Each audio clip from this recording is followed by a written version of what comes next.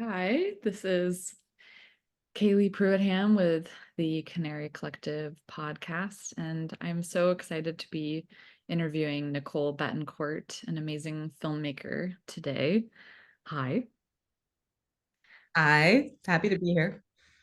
So she is releasing a film sometime soon, is applying to film festivals, so we don't have an exact date yet, but I was really fortunate to be able to watch a version of the film before release called The Unfixing.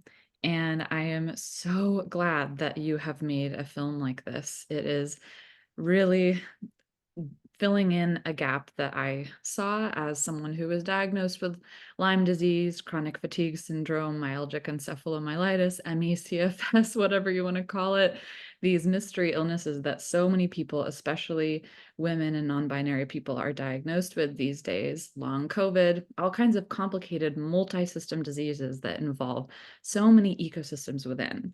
And I know that there are cool documentaries out there, like The Quiet Epidemic by Lindsay Rose Keys, about Lyme disease and about how much health insurance isn't covering treatment of it long term, and kind of why that is behind the CDC and the Infectious Disease Society of America drama.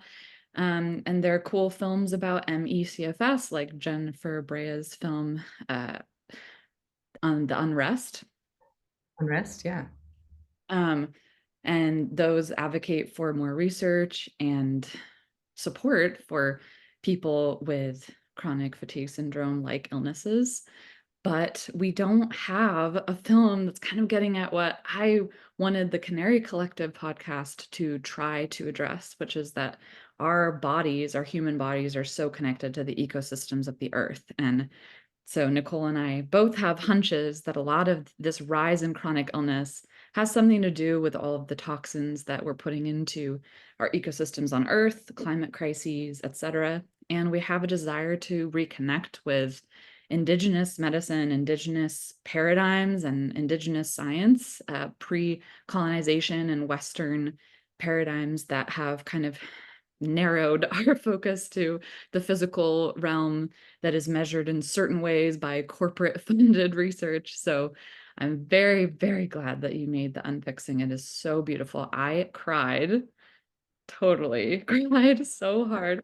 Um, and it's really inspiring and uplifting. It's not just like a really, really heavy film. It gives a lot of windows into possible solutions. So thank you for making that film. I'm gonna brag about you a little bit by reading your bio. It Nicole was the producer, director, and videographer for Before You Go on HBO, a documentary that won an Emmy Award and a Golden Spire at the San Francisco International Film Festival about her father, who died of AIDS in 1993. She was the producer and videographer for 90 Miles on PBS, which won Best Documentary at both New York Latino International Film Festival and at Festival de Nuevo Cine Latinoamericano in Cuba. She has created many short videos for distribution online. She directed and edited Healing Rebel, an educational film about neuroplasticity. That's kind of like brain retraining. And Sing the Water Song, a short film created in collaboration with Native American grandmothers, including Grandma Nancy. So I am such a fangirl of you, and I am honored that you reached out to me and have been listening to the Canary Collective podcast. Um, and I also really enjoyed seeing the short Sing the Water Song. Um, and I know that you're interested in possibly doing organized uh, advocacy screenings with the Unfixing eventually. So at the end, we'll circle back to that and make sure that people know how to find you if they do want to help organize advocacy screenings, because I do know a lot of people in the Canary Collective want to be talking about these issues virtually and in person if possible. So, Amazing. Well, that's the idea. It's really kind of an offering, that project. So um, the goal is to get it out there where it could be most meaningful and to think about film and storytelling as a jumping off point for connecting people with each other. yeah, And as a, it's like the beginning of the conversation, you know. yeah. And obviously would love to hear any kind of summary that you want to share about how you came to care about these issues with your personal health journey. Sure. Well, I mean, I've always seen my role as sort of a witness. I made this film about my father who was dying of AIDS in the early 90s, and making the film about him at a time when, homophobia was much worse than it is now. And it allowed me to do something. It gave me a way. I realized that, oh, my job is to be a witness, and you're talking about like, oh yeah, we want to get this project out there and be in community with people, because there's something about when you're like, and me as a viewer, when I watch films, like, like the films you were just describing, these other films about chronic illness, I watch them and I feel like I feel seen, I feel witnessed as the audience. So there's this relationship of witnessing each other that happens with film, and that is, I realize, is sort of my role. So I became very, very sick in 2014. I was in a surfing accident. I don't know how to surf, so that was part of the problem. I jump off the board and I end up getting in a without bending my knees. Like the water got really shallow because the board was just, I was surfing to the beach, which you're not supposed to do. And I jump off, and this impact goes through my legs, through my spine, into my head. And I'm limping around afterwards, but I'm like, okay, I'm okay. I'm okay. And the next day I get vertigo, and then I get exhausted. And then slowly my health, like all the dominoes start falling. Inflammation, brain fog, pain, like stomach problems. Like it just got worse and worse and worse. And no one could figure out what was wrong. I hated myself. I was blaming myself. I mean, I'm a very active person. I have two children who are also very active kids. And here I am, I can't even move. They were young. They were like 7 and 10 at the time. So not being sort of paralyzed, became isolated. It was maddening, and I became furious and enraged, and also really, really sad. And I felt like I was dying. I was losing hope, and there was this incredible grief that was kind of stuck in my body that started to build up over all the time. Like years were passing, and I felt this kinship with what was happening to the planet. I was like, wow, like this is happening. The planet is dying. Like species are dying. I'm dying. Like it was a bit overwhelming. I mean, I'm making a joke about it, but it was really overwhelming. It was horrifying, terrifying. And when I got diagnosed with ME, it was this huge relief. It was like, oh, I'm not crazy. I mean, wow, like it's a thing. People have it. Like I got diagnosed with it, and yeah, there's no cure, and it's chronic. You're gonna have it for the rest of your life, and it could kill you, but at least you're not nuts, right? I mean, this was like, the double-edged sword of the diagnosis. And I started to sort of relax into my illness and sort of accept it, and realize that through this sort of relaxing into it, it opened up this whole other world for me. And I started realizing that this connection between my experience, I became more connected to the earth, I guess is what I want to say. Like I felt like I'd been disconnected. And by connecting, God, that sounds so vague. I started having dreams. Like this owl moved into the backyard outside our house, and I'm in Harlem, okay? And we have a tiny little space behind our house with like 2 trees in it.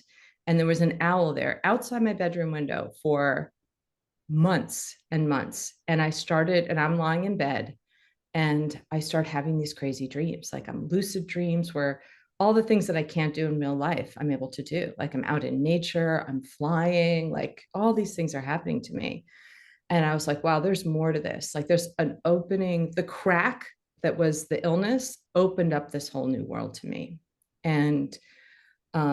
That's when you mentioned Grandma Nancy and Sing the Water Song video. I started asking for teachers. Like in my mind, I was like, who can teach me about this? Like, I know there's something here to learn. And a dear friend of mine was like, well, the teachers come to you. You don't go looking for them.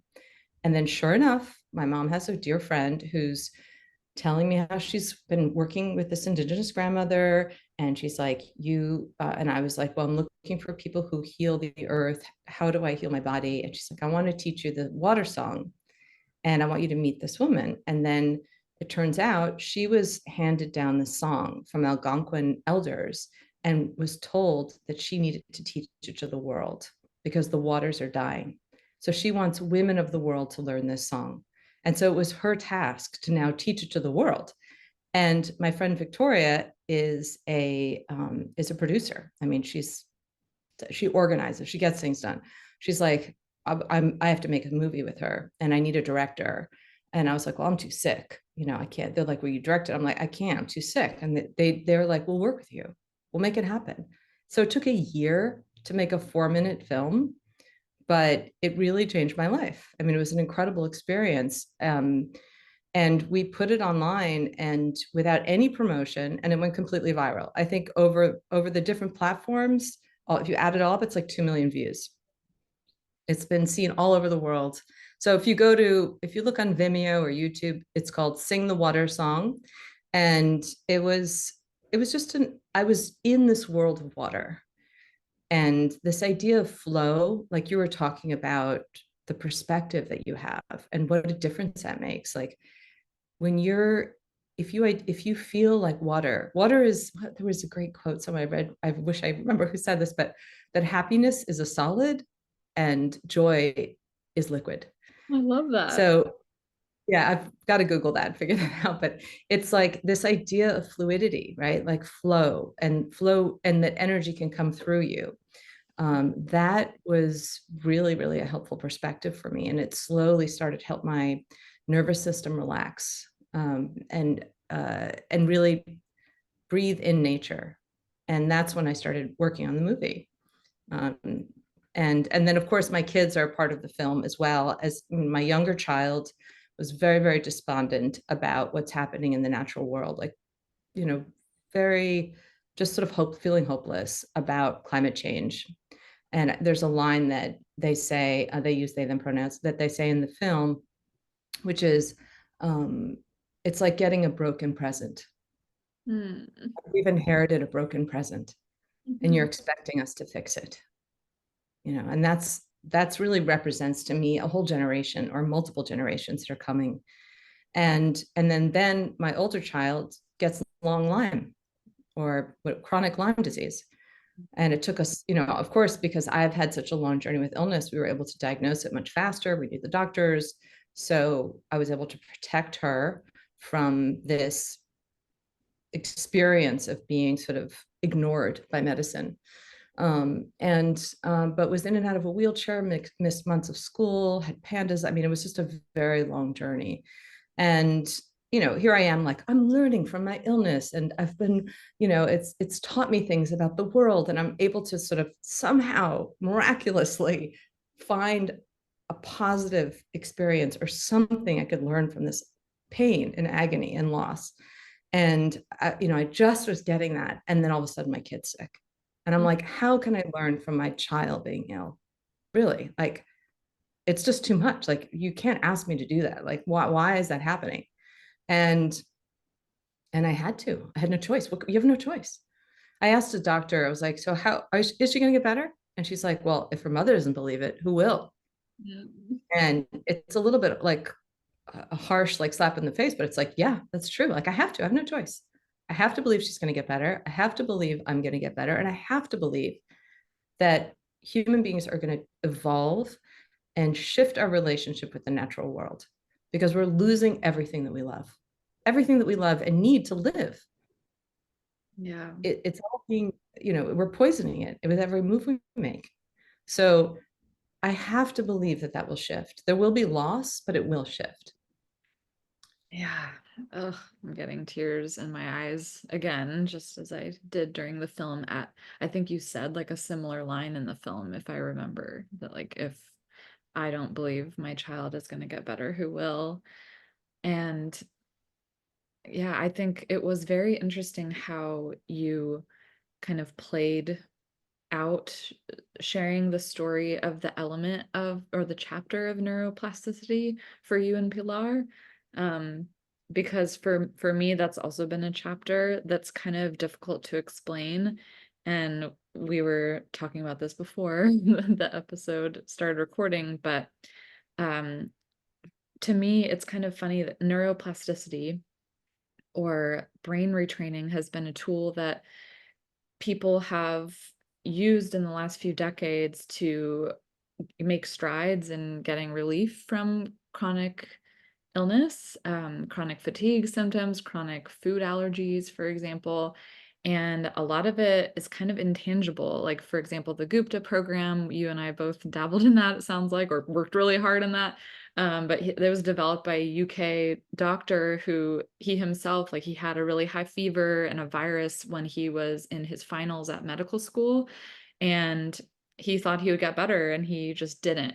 And for months and years, he was mostly bedridden. And we see people like who are Olympic athletes who get Lyme disease on a camping trip with their other friends who get Lyme disease. And the other friends do 2 weeks of antibiotics and they are fine and they feel better and they go back to skiing or whatever. But one Olympic athlete all of a sudden is bedridden and can't hardly walk, let alone run or ski for years. And so it's been really validating, first of all, to see long COVID. It's horrifying, but to see, oh, this is a real thing that happens to people's bodies and nervous systems and brains. If maybe there's a certain imbalance in their ecosystem that never gets repaired, and or our nervous systems get out of whack with the communication between our brains and our bodies because of the high amount of stress and overwhelm when faced with a virus or a trauma like surfing, like you went through. And maybe there are genetic predispositions to people being vulnerable to getting this kind of long-term bodily and brain reaction.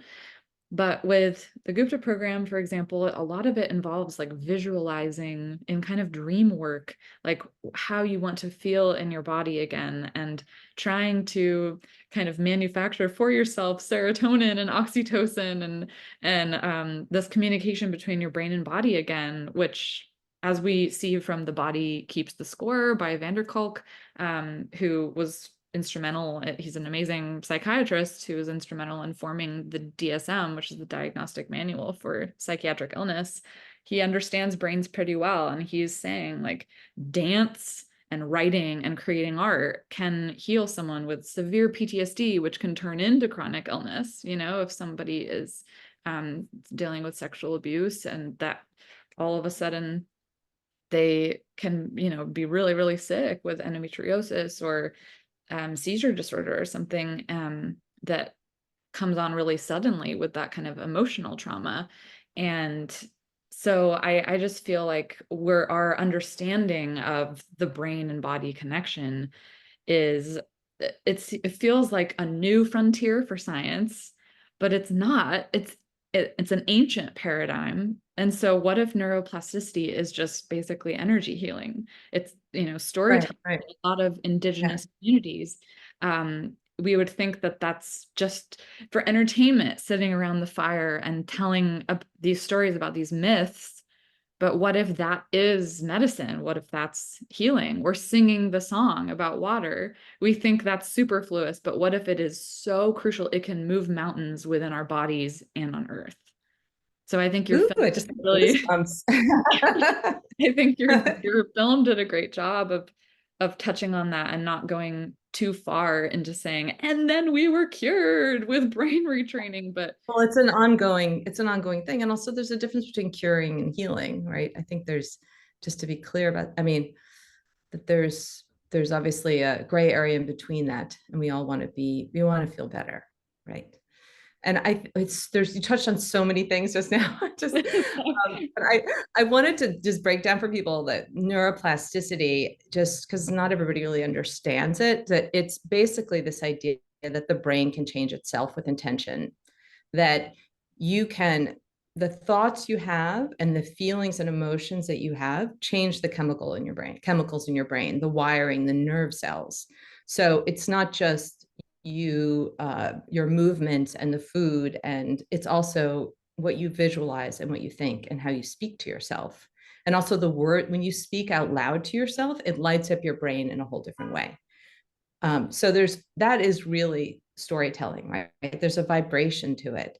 And this feeling that our stories and how we speak to ourselves and to each other shape our bodies, they shape our health, they change our brains, but they also shape the landscape.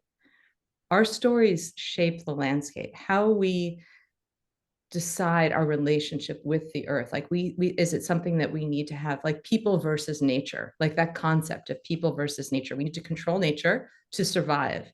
That is much different than, oh, I want to be in power with nature. I want to have a right relationship with nature. You know, it's a very different way of thinking, even about the environmental movement, right? Do we need to like create pieces of land that we kick people out of and then we keep the land without any people in it? But actually, there's lots of people who have been managing land in a way that is good for the land. It helps certain things grow. So how do we have that attitude towards our own body? And even with the water song, you know, Grandma Nancy always said, like, oh, we're singing to the water in our bodies. We're singing, we're mostly water, right? So you're singing to the cells in your body. And I love this idea of, like Sophie Strand talks about compost a lot, and that illness is sort of a doorway. And I think, or she says the body's a doorway. I think that's her new book coming up. And it's this idea that in the composting of the breaking down, or the sort of shedding of old ideas that happens when you have a crisis in your body or in your life, that if you can compost that and then grow something else, that's the creative process, right? Yeah, of telling a story, of witnessing your experience. And in the witnessing, or in the telling, or the painting, or the song, it becomes transformed into a blessing. Even if you're talking about how miserable you are, it's transforming that into something else.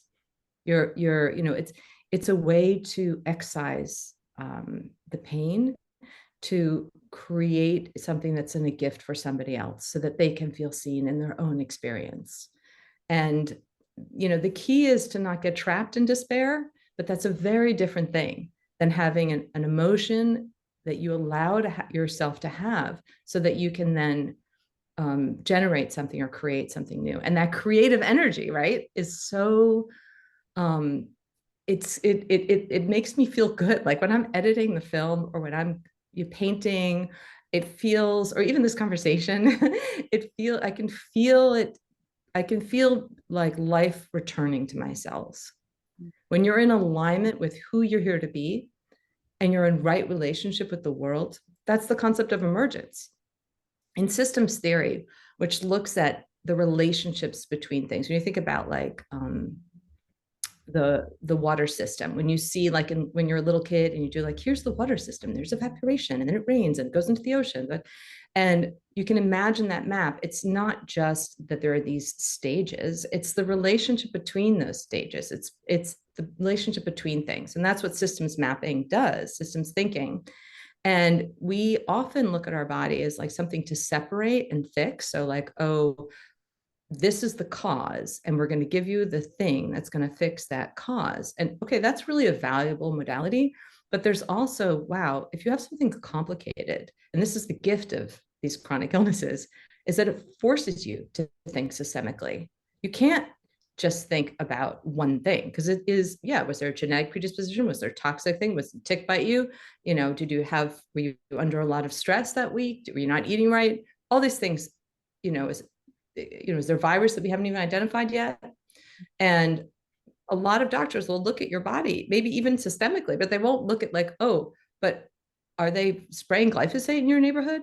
And, what is happening politically? Do you feel cut off from funding for your nonprofit because you're a woman?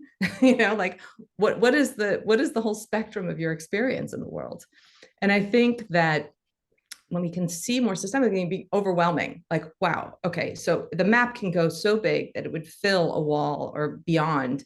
And you couldn't even, what are you supposed to do with this crazy map of all these things and how they're all connected? But what you do is you just think about, as Adrienne Maree Brown says in our film, like when you look at like starlings flocking together in huge waves and masses and clouds, and they, thousands of birds are moving together. And as she describes, like each bird is only looking at the relationship between the birds around it. And so if we can also think about ourselves in right relationship with everything, then this other thing can emerge. And that is like a leap of faith, right? Because we don't know the outcome. We don't even know the goal. We just know that the way that we're living now with ourselves and with each other is not working. And we need to shift. And we don't even know what that new shift will be.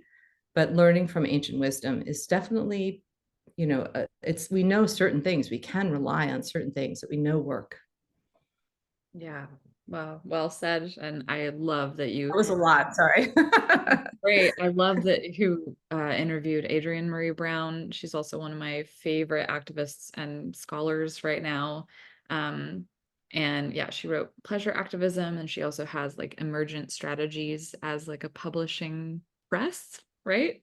Or it's a series. Emergent Strategies is one of her books. Yeah, it's her books. She's written that, and she's done a lot of movement leading, and she's a science fiction writer, and she's an Octavia Butler scholar, and yeah, she's amazing. I'm a big fan. Yeah, I'm so excited that you included her in the film. And she actually, Emergent Strategies, she's a part of this series of other writers, and she works with Alexis Pauline Gumbs a lot, who wrote a book called Undrowned, Marine Lessons from, or Black Feminist Lessons from Marine Life. So like what you're saying about learning from the earth, learning from non-human living beings, to kind of humble ourselves and look at, wow, there are people who have wisdom about how to live in accordance and in harmony with the land and water and everything here, not to be fighting against it from that paradigm. And as people who are diagnosed with Lyme disease, we probably have been confronted with these very different camps because we're pushed off the edge, since a lot of chronic Lyme disease or chronic long COVID treatment isn't covered by insurance, because insurance companies like the cut and dry, they don't want to get into that system's messy wall of cause and effect. They want to keep it clean. You broke your arm. Okay, we'll cover the hospital bill for the cast for 6 weeks, then you're on your own. But really, there's a camp that's just kind of saying, let's find the infections, the bugs within you, and let's bomb them out with antibiotics or something like that. And that might be necessary to sometimes. Or some people will just say, let's use herbals, herbal tinctures that are antimicrobial and they will kill what's in you, and they will do weed whacking or pour glyphosate into your own internal fields.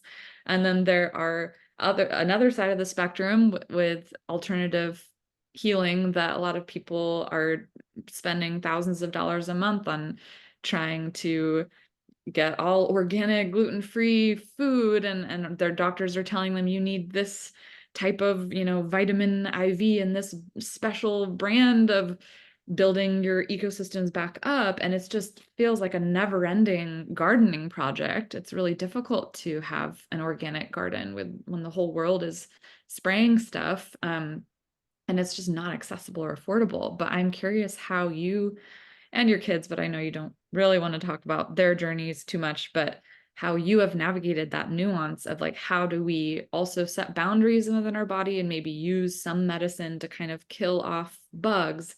And then also, how do you live in harmony with your body and your healing journey? And it's not just about killing, but kind of building up and living in harmony with the microbiome inside us. I feel like it's kind of like an onion, where I keep peeling layers of the onion in terms of trying this thing, then trying that, and then trying this, and it just seems, for me, it's been sort of not really, hasn't been an end to that process. I'm still dealing with a lot of brain fog, exhaustion, um, and sometimes pain, and it's ongoing. It requires, I don't like, I feel really strapped for like finding the words. I want to say it's like a practice, but I don't like the word practice because I really hated school. So, or it's like some people don't like to use the word work, even, I've met doctors who are like, I don't work, this is just my calling. So it depends on how you use this language, but it is a constant engagement in shifting my stance and my perspective. And I'm really weary of dealing with doctors and medical solutions. I'm kind of exhausted in that realm. And so I feel like maybe it's a little bit of trauma. So the modalities that I use are varied. I change them. I do different things. I can't, but I'm exhausted. It's like I need somebody else to tell me what to do, because like I get, I'm also dyslexic, so I'm not like a researcher. I'm not one of those people who's like reads all the studies and like figures out, oh, it's the mitochondria, or it's this, or it's that, it's all about vitamin D. But, I find that that's why I talk about the neuroplasticity practice. And there are so many programs out there and so many interesting ways to go about it. I think for me, in a way, the film has been like my neuro retraining process. I was very inspired by Frida Kahlo, who had polio, was in this horrible car crash. She was in this trolley that got hit by a car and had metal rods put in her spine and was in all this pain her whole life. But when she was in a cast in bed, her mother gave her an easel so she could paint, and she painted forever. And it became her, I kind of feel like, wow, okay, so if you're in a cast in bed, you have a metal rod in your spine and you can't move, and you can make work this beautiful. It's just, I'm like, okay, give me a piece of paper. Or even, I would edit in my mind. I'd be lying in bed and I'd be editing the film in my mind. So when I had the energy to sit in front of the computer, I knew exactly what I wanted to do. It was all sort of laid out in my head.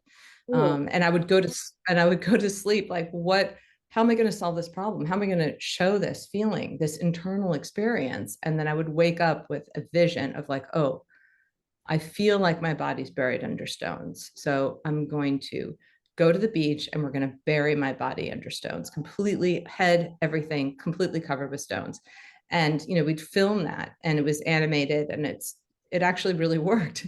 It was just, it came, these ideas came to me in my dreams. So you were asking about health journeys. And I feel like for me, I keep coming back to the art story, because there's this tradition in Mexico, and I think it's also in Spain and Italy, if I have it right, creating ex votos or milagros. So if you want to pray for something to happen, you'd make a painting of the healing that you want.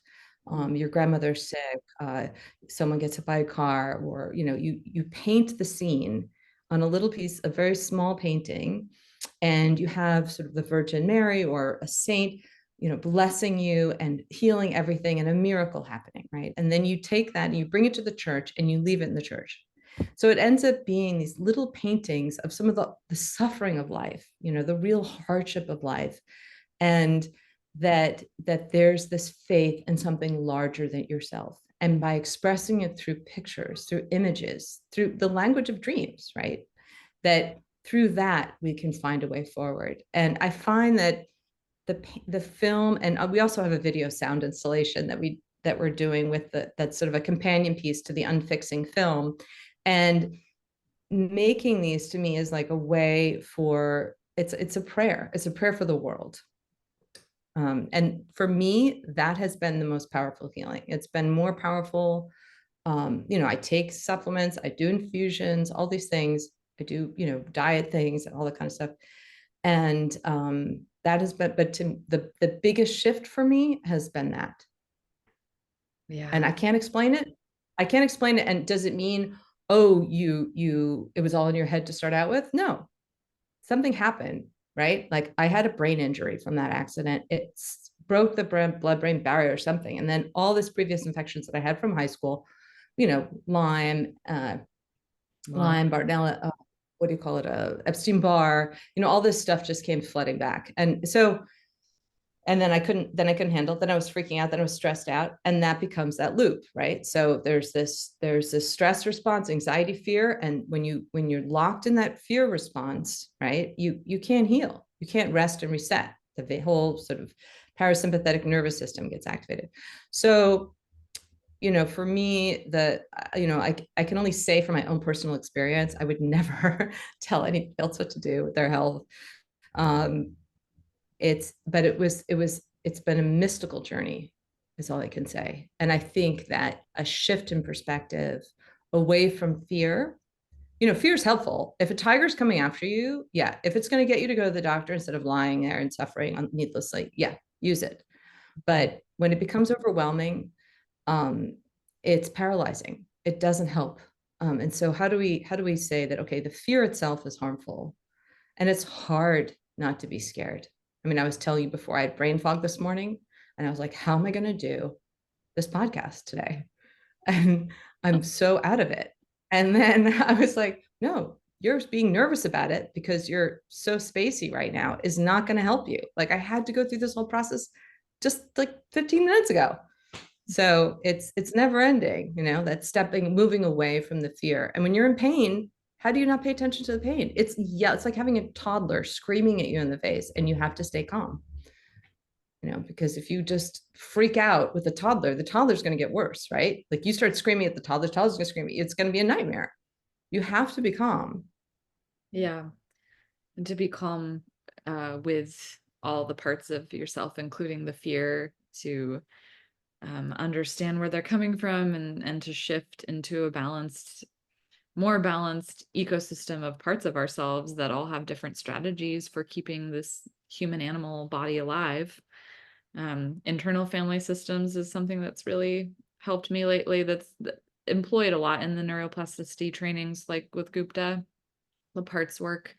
But also, I don't quote me on this, I need to fact check this, but I feel like I remember reading somewhere that Richard Schwartz, the founder of internal family systems medicine, also admits that, like, he kind of not stole it, but was inspired by some indigenous healers in Africa on a trip that were employing this idea of, parts of us, the fear, the courage, the one who talks too much, the one who wants you to shut up so that you don't get bullied in school, the part of myself that keeps really, really busy, and the part of myself that is super fatigued. Like, those all were coping mechanisms that developed as all different strategies for staying alive. And sometimes they do get into loops that are outdated, perhaps. But yeah, If just the things that save you when you're younger become problematic when you get older, exactly. too, or the things that saved your ancestors are not helpful now.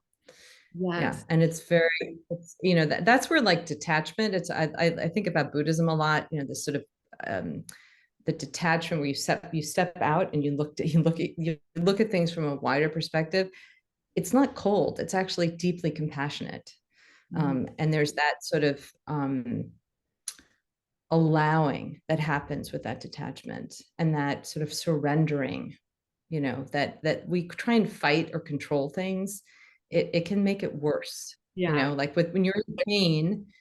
Yeah, it just, if you try and fight it, you'll just be, all you're doing is sitting there being like, I'm in pain, oh no, oh no, oh no, oh no. It just makes it worse and worse and worse. Your body tenses up. And so it's like, I do a lot of, like, okay, I'm just going to relax into it. All right, that really hurts right now. It's going to, this is what I'm experiencing.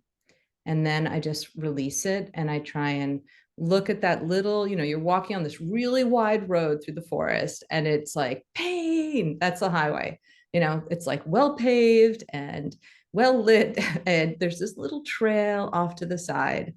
And so you have to, what I do is I just focus on that little trail, and I start walking down that path. And that path is like, you can be healed. You can feel better. This too will pass. Everything, just my little toe doesn't hurt right now. I'm just going to think about my little toe and use that little toe to source healing for the rest of my body. Mhm. Learn from that. And you just walking down that path. And then that path becomes, I don't want to be like roads as the answer through the forest, because we want the forest to not have any roads, but this idea of a path that we can walk through that's like in harmony with nature. Mhm. Yeah, I feel like I kind of had a misunderstanding about uh fear, or that process of allowing, and kind of some of the messages that I was hearing from brain retraining. For example, I used to have a symptom where I would have to pee all the time, like 6 times a night, and really frequently, and I would get really severe pelvic pain. And so I did a few hypnosis sessions, to try to get rid of those symptoms. But the hypnosis was like kind of taking me back to childhood memories of, abuse. And I almost heard the message that we needed to get rid of. My body was like overreacting, and I was mad at my body for having this symptom of peeing all the time. And but I kind of thought that people were saying like be calm and forgive and find peace and kind of suppress your anger and your fight within to just like let it happen. And it's so weird, but it took me really leaning in and fully feeling the pain, fully feeling the anger and the rage at what happened to me, and understanding the fullness of how my body needed those coping mechanisms to keep me safe at that time. And in order to apply the tools, almost like they're superhero tools that I needed at the time. Maybe I needed fire at the time, but now we're in an ice palace and I need to temporarily stash that fire away or else my palace is going to melt, So I really have been grateful learning sound healing too. Like that's a lot of what my teachers have taught me in healing through music, is kind of like the milagros or the paintings that you're describing, of like really feeling the truth of the imbalance, the truth of the injustice, the truth of the violence and the pain and what we don't want to be feeling, but really paint that car accident, paint a picture of the truth of, dioxins cause endometriosis, strep can cause inflammation in the brain, and then paint how we want to feel. And trying to find that transition, that flow between those realms in a compassionate way, not by saying no more car accidents ever again, because there is going to be pain again. So I think, yeah, working with art and sounding and making the sounds to really express the dissonance, and then kind of singing and moving and dancing and making music that's expressing the hope, and making films that are addressing the problems but also addressing possible solutions, and all of the nuance in between is exactly what you did with the Unfixing. Thank you. Yeah, thank you for sharing your story too. It's really moving. And I'm glad that you don't have to wake up 6 times anymore to be Yeah, I'm not totally. It was interesting because, yeah, I got so much worse after the hypnosis. Immediately I started passing kidney stones both times, and I went through 8 months of the symptoms being way worse because I was like fighting it.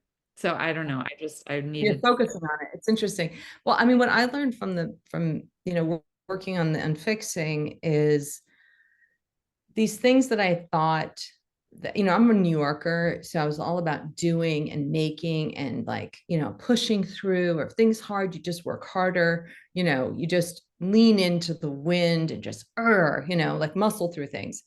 And when I got sick, all of that was stripped away. Like my identity as a maker, as someone who does things, was totally taken away from me. So, my whole reason for living, which was like to make things, was gone. Then I was, in all this pain, and like I couldn't fix it, and no one really believed me. So it was this maddening scenario where then I had to let go of all those things, and I was forced, and then eventually sought out a new way of looking at it, which, these sound like, these are all sort of soft things that we're talking about. I'm putting air quotes right now while I'm doing this, so for those of you who are listening, but it's really, really powerful.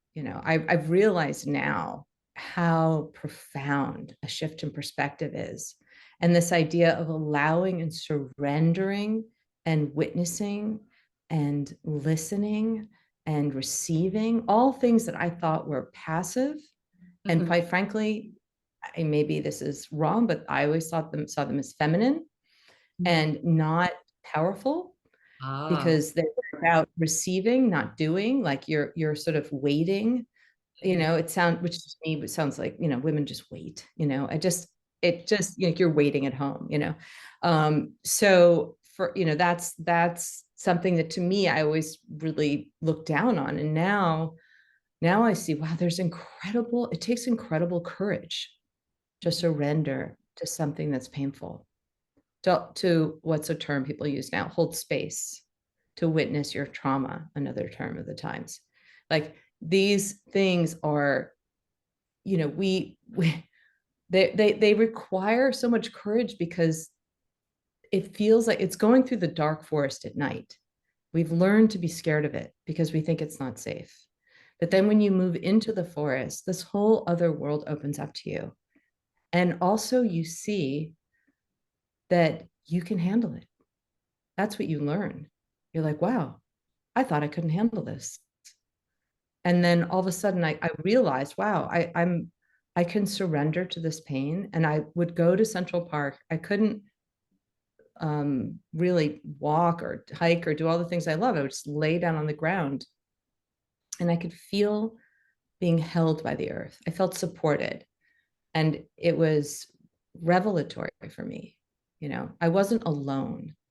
That sense of isolation, that I often have, even still around when I'm not feeling well. That's the first thing that comes up is that, whoa, here I'm alone, like no one can help me, and I'm just, and then I relax into it. I do this now very quickly because I've like trained myself in a way, relax into it, surrender to it, feel my body, almost meditate, breathe, all the sort of basic systems of, feel gravity. And then I all of a sudden it shifts and I'm like not alone anymore. I'm part of something, larger than myself. And it's incredible. I mean, it's a beautiful thing to be small. It's a Yeah. beautiful thing. Well, you're such a poet and a storyteller. Yeah, and I want to talk about ancestors too. Like, have you learned about epigenetics and kind of you mentioned the traumas that have been passed down and that people before you in your family line have experienced and how that can come to play in our bodies. Have you done any kind of ancestral work feeling into that? I haven't really. I'm really curious about it. My family's we've been filming ourselves for 60 years. So I have Super 8 footage of my family, of my parents that I filmed when I was 3. So, I've got this archive of memories that's on film and video. But beyond that, like generations and generations ago, I don't know. I feel my father, first of all, my father died of AIDS, which was devastating to me. And again, medical system wouldn't help.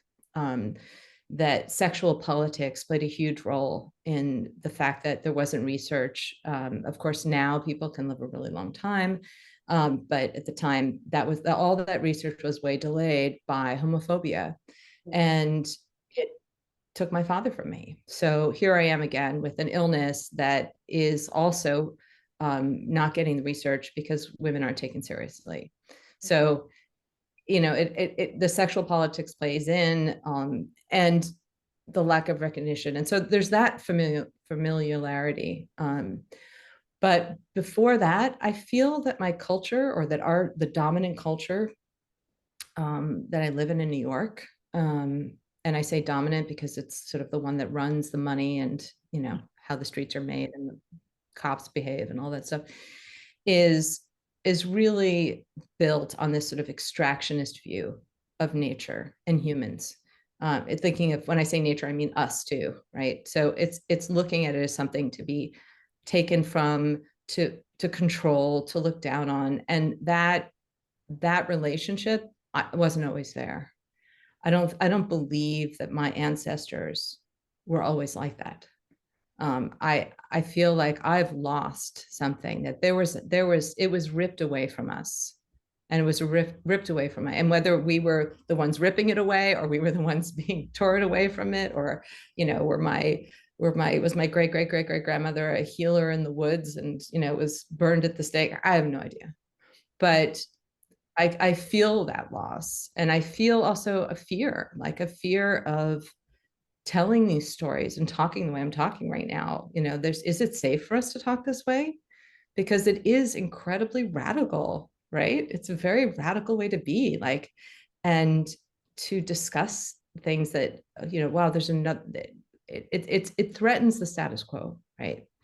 And so I do feel like there is some epigenetic um, loss, I guess, a deep ripping away from nature, um, and from a connection to something larger that I've somehow am trying to refine in my dreams, in my work, and by just sitting under a tree, And this, we were talking before too about this idea of possibility, and I feel like, and relationships with fear too. It doesn't mean fear is bad, right? We have to be careful not to like demonize it too. Like those are natural things to have, feelings to have. Like I really think of the metaphor of the beach, which just plays a big role in my work too right now, is you're in this landscape that is it's land and sea, and you're in this world that's in between the two, right? It's also a front line of climate change, and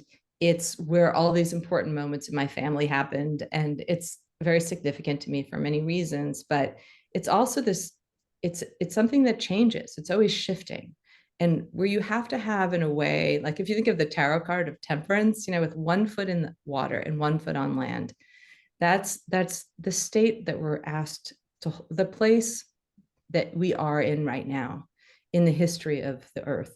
We're in this moment of transition, and how do we hold the loss and the pain and witness it and express it as an act of love, and at the same time vision and have faith that there will be something better that we can't even envision yet, and we may never see in our lifetime, but we are going to be part of that shift.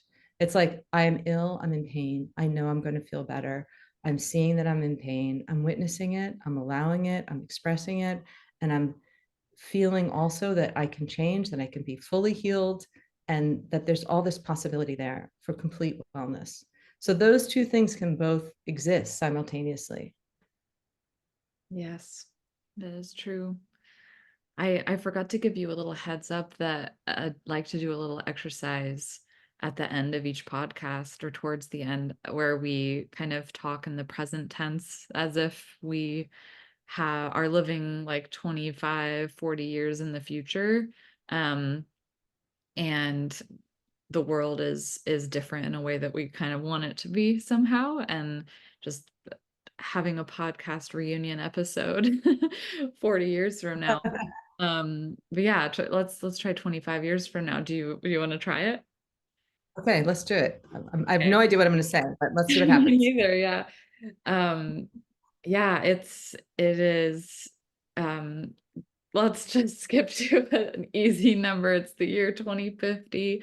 And I am here back for a reunion episode with Nicole Betancourt. Your film came out and it was screened all across the world in these world-changing facilitated dialogue sessions and camping trips, outdoor screenings during that coronavirus outbreak pandemic, much like the AIDS epidemic, where people were not prioritizing the research because they weren't prioritizing disabled lives. And so we had it in open air spaces sometimes, and we had air filters inside. And it was just such a game-changing way of inspiring dialogue around the shifts that we needed to have in that time. And I mean, if you think back to how much the dominant culture was, I think you talked about it 25 years ago in the podcast where you were saying the dominant New York culture was so extractivist, and you almost had to heal from your kind of putting down of feminine receiving mode. And now that's just the norm, to have this equitable valuing of different modes of being across the gender spectrum. How is it to finally see that realized? I'm like grinning ear from ear right now because it's such a beautiful, it's beautiful to step into this space. I can't, okay, so I, I'm so, can you believe it? It actually happened. It's amazing. Um, this world when I look around now, I just see so much green. I see the color green everywhere. And I see spaces for people to be together. And there's so much caring in my community. People are taking care of each other. They're sharing and they're receiving, and it's beautiful. And everybody has access now to these healing modalities. And no one's trying to control that there's one way, or an ego associated with like, oh, there's this only one way to be or one way to heal. We're all listening to each other. And there's a place for art. There's a place for creativity and for people to understand that we need the arts in order to have a democratic society. In order to expand our minds, we need artists to have a place and have a voice and to reach audiences. And there's this general appreciation of these creative expressions. And it's been amazing to be part of that and to be creating spaces for other people and to be able to do my creative work constantly. And it's gone places I couldn't even imagine. And I feel that in this sort of future, there's also a space for grief, that there are these memorials, right, that we've created together, that where people can come and grieve what they've loved, what they love, what they've lost. And we've lost a lot. And there's sort of things still slipping away from us because of things that we set in motion many, many, many years ago. And they're still happening. And there are some places where all we can do is witness it. But people are seeing that. We're crying together, we're honoring it. And it's it's galvanizing our shared intention to care for our planet and each other in a new way. And that's been amazing to be a part of that movement. Oh, yes. Just like that scene in one of your first films on the topic, the Unfixing, with the trees that you had that memorial service saying, I love you, trees, that brought me to tears. I feel like it's so, it has to be that that was part of the ripple effect that led to the President of Alexandria Ocasio-Cortez signing up legislation to remove funding from police and remove funding from the military industrial complex and funneling into holistic healthcare services and housing and clean water and green jobs, and especially paying artists stipends to be able to do music and art therapy to heal people of the trauma loops that lead to wars, which so we don't need as many weapons in the first place. It's really, really, we did the best we could. And your talk show has been really influential. Oh, You know, yeah. you're yeah, bringing together artists and thought leaders in this space has really made the shift happen. Yeah, thank you, Oprah, for that $1 billion grant. Thank you. Well, Exactly. If you can't imagine it, it won't happen, right? yeah, thank you so much. This is so much fun. Is there anything else that you want to say, and make sure to say how people can follow the film and your work and contact you? Well, I'm on Instagram. My personal Instagram is n.b.patterns, and the Unfixing is for the project that I'm working on now. And we've just started, so please come and follow us because we're new. That's a new account. And also the unfixing.com is a way that you can reach out to us. We're really committed to getting the project, the installation, and the film into communities where they can be most useful and most helpful. So please reach out. We'll talk about a way that we can bring it to you, make it available, accessible, and start the conversation. Great. Yeah. And NB as in N as in Nicole, dot B as in Betancourt, or beautiful dot pattern. Yeah. But Like take note, how you do like NB at the end of a letter, it means take note. Oh, I didn't. Nota Bene, it's the name of my production company. So it's like Nota Bene, blah, blah, blah. So I'm just using my initials as a, I don't know. I don't know if anybody gets it, but I love that. that's the idea. I also think non-binary, which is cool. Oh, there you go. Yeah. Don't put me in a box. Yeah. Well, thank you so much, Nicole. I'll put those links too in the show notes on Spotify and Apple and YouTube. Well, thank you for all the work you do. And I'm grateful for this conversation. I really am. Yeah, thank you for letting it happen from bed. I know you understand. Absolutely.